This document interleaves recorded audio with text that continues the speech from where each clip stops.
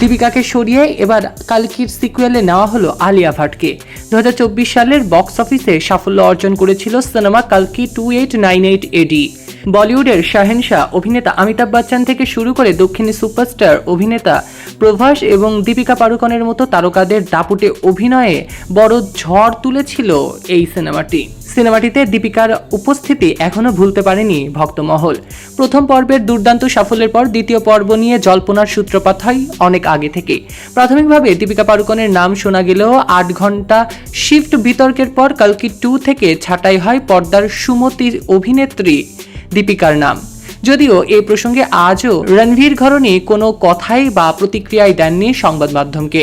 তবে নতুন খবর হচ্ছে দীপিকার পরিবর্তে এজ সিনেমাতে সুমতি চরিত্রে দেখা যাবে আলফা অভিনেত্রী আলিয়া ভাটকে।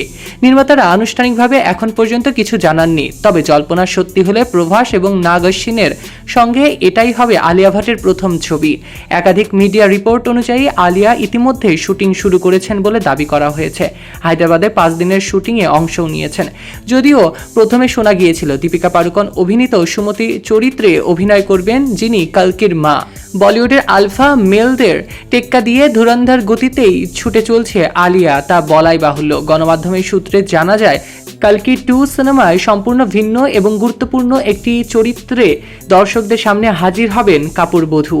দীপিকা কালকি থেকে সরে যাওয়ার পর সুমতি চরিত্রের জন্য সাই পল্লবীর নাম নিয়েও একটা চর্চা হয়েছিল অনেকটা সময় ধরে। একাধিক প্রতিবেদন অনুযায়ী দ্রুত সিনেমার কাজ শেষ করার পরিকল্পনা রয়েছে নির্মাতাদের। 2027 সালের ডিসেম্বর মাসে মুক্তি পেতে পারে কালকির দ্বিতীয় ভাগ, তবে নির্দিষ্ট তারিখ প্রসঙ্গে এখনো কোনো কিছু জানা যায়নি। সো ভিউয়ার্স, দীপিকার পরিবর্তে আলিয়াকে সুমতি চরিত্রে দেখতে কারা এক্সাইটেড কমেন্টে জানাতে ভুলবেন না। সৈকত আহমেদ নূর, সেলিব্রিটি লাইফলাইন।